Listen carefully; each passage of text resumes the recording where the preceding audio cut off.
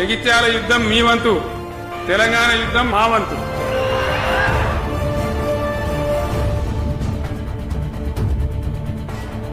ఆరు నూరైనా ఏది ఏమైనా 100% మళ్ళా బీఆర్ఎస్ గవర్నమెంట్ వస్తుంది.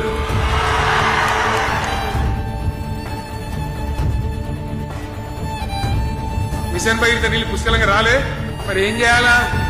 లాగులు వలగదాకా చంపాలే. మంచిగా కట్టిన ఇల్లు పెట్టిపోయి కదా, 5 ఏళ్ళు నడిచింది కదా, మరి మీకేం బీమారీ వచ్చింది నాకు అర్థం కాదు. ఇంత పొడుగు మాటలు మాట్లాడుతుందా? పొద్దున్న లేతే కేసీఆర్ చావాలి, నువ్వు 1000 జన్మలు ఇచ్చినా నేను చావనుకుంటున్నాను.